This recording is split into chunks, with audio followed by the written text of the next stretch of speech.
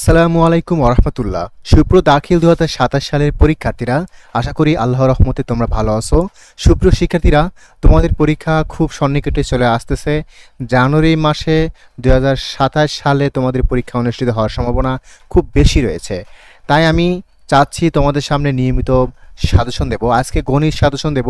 আশা করছি এই গণিত সাজেশন তোমরা এটা ফলো করলে তোমাদের অনেক উপকার হবে। সুপ্রিয় শিক্ষার্থীরা, চলো তাহলে আমরা গণিতের যে সাজেশন, যে বিষয়বস্তু অর্থাৎ যে রুটিন বা মানবন্টন, সেই বিষয়টা আমরা একটু দেখে নেই। তো দেখো, তোমাদের ওয়েবসাইট বোর্ড থেকে যে সাজেশন দিয়েছে অর্থাৎ যে মানবন্টন দিয়েছে, সেই মানবন্টনটা আমরা এখন এখানে দেখাচ্ছি।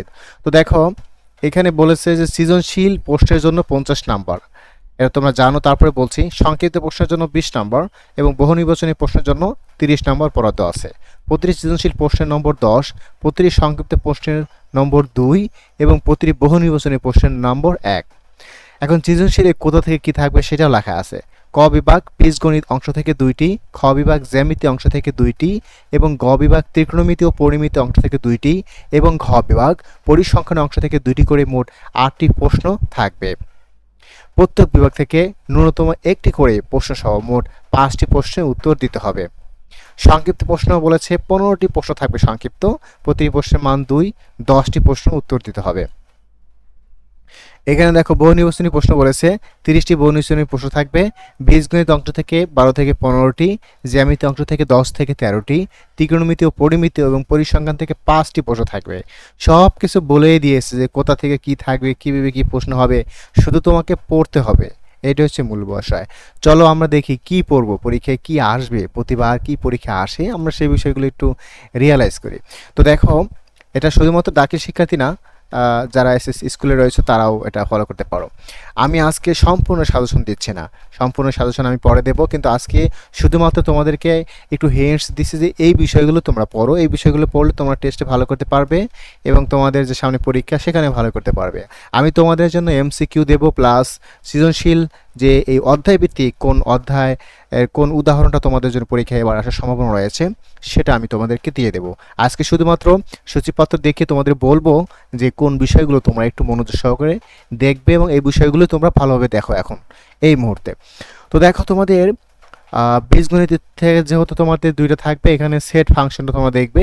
সেট ফাংশন থেকে কিন্তু অবশ্যই একটা প্রশ্ন প্রতিবার এসে থাকে, এটা আসবে, মাস্ট বি। এরপরে তোমরা পড়বে বীজগণিতিক রাশি। যেহেতু এটা বীজগণিত, তাই না, তাহলে বীজগণিত রাশি থেকে অবশ্যই এখানে একটা প্রশ্ন করবে।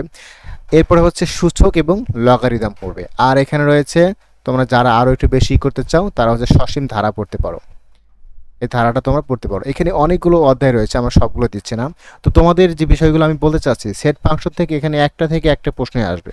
এখন বীজগণিতিক রাশির ভেতরে স্যার সৃজনশীল দেবে, এখান থেকে বানিয়ে দিতে পারে। বীজগণিত রাশি থেকে কিছু দেবে, এরপর এক্স এক্স চলক বিশিষ্ট সমীকরণ থেকে নিয়ে এই সবগুলো মিলিয়ে একটা প্রশ্ন সৃজনশীল বানাতে পারবে। বুঝতে পারছো? শুধুমাত্র সেট ফাংশন থেকেই মানে একটা প্রশ্ন আসবে, এটা শিওর। তোমরা আপাতত সেট ফাংশন এবং বীজগণিতিক রাশি, সূচক এবং লগারিদম এই তিনটা একটু ভালোভাবে দেখো। এরপরে তোমরা দেখবে ব্যবহারিক জ্যামিতি। তোমাদের টেস্ট পরীক্ষার জন্য এখান থেকে অবশ্যই প্রশ্ন আসবে পরীক্ষায়, সৃজনশীল প্রশ্ন, বিশেষ করে সম্পাদ্য 3 এবং 2 খুব ইম্পর্টেন্ট। এটা আমরা এই যে সম্পাদ্য কত নাম্বার, কি উদাহরণ সহ কোন উদাহরণ অনুশীলনের ভেতর থেকে আমরা একদম সবকিছু খুলে বলবো। আমি পরবর্তী ভিডিওতে সবকিছু তোমাদেরকে খুলে বলে দেবো যে কোনগুলো তোমরা পড়বে। এরপরে দেখো বৃত্ত, এই অধ্যায়টা খুব ইম্পর্টেন্ট, এখান থেকে প্রশ্ন অবশ্যই আসবে 100%। আচ্ছা, এরপরে তাহলে চলে গেল আমাদের জ্যামিতির বিষয়টা। এরপরে হচ্ছে তোমার ত্রিকোণমিতি। ত্রিকোণমিতি অধ্যায় আছে 2টা না 3টা, ত্রিকোণমিতি অনুপাত এবং দূরত্ব উচ্চতা। এরপর আছে পরিমিতি। তোমরা এখান থেকে এই আপাতত ত্রিকোণমিতিটা শেষ করে ফেলো।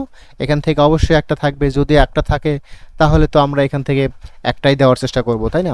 আর জ্যামিতিটা ভালোভাবে পড়বে, কারণ জ্যামিতিটাতে আমাদের চেষ্টা করব 2টা দেওয়ার জন্য। তাহলে এখান থেকে 2টা, আর পরিসংখ্যান থেকে একটা দিলাম 3টা, আর ত্রিকোণমিতি থেকে একটা দিলাম 4টা, আর হচ্ছে বীজগণিত অংশ থেকে একটা দিলাম 5টা। এই হচ্ছে 5টা হয়ে গেল।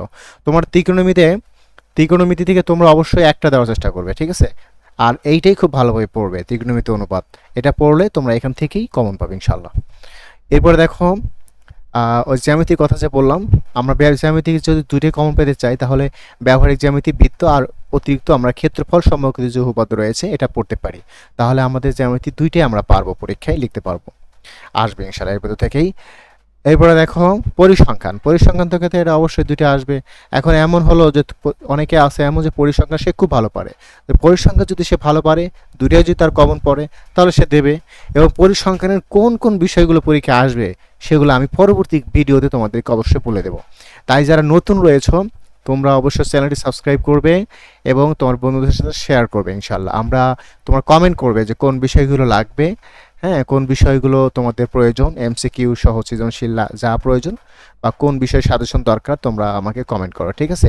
আপাতত এই বিষয়গুলো পড়ো, আশা করছি আমরা ভালো কিছু হবে তোমাদের জন্য। আমি ভিডিও আপলোড করবো ইনশাল্লাহ। তো তোমাদের দাখিল পরীক্ষা 27 সালের জন্য অনেক সময় রয়েছে, আমি সর্বোচ্চ চেষ্টা করব তোমাদের সাজেশন দেওয়ার জন্য। তো সুপ্রিয় শিক্ষার্থীরা, অবশ্যই তোমরা কমেন্ট করো যে আজকের ক্লাসটি কেমন লাগলো আর কি সাজেশন চাচ্ছ সেই বিষয়ে কমেন্টে লেখো তোমরা। তো সবাই ভালো থাকো, দেখা হচ্ছে পরবর্তী ক্লাসে। আসসালামু আলাইকুম ওয়া রাহমাতুল্লাহ।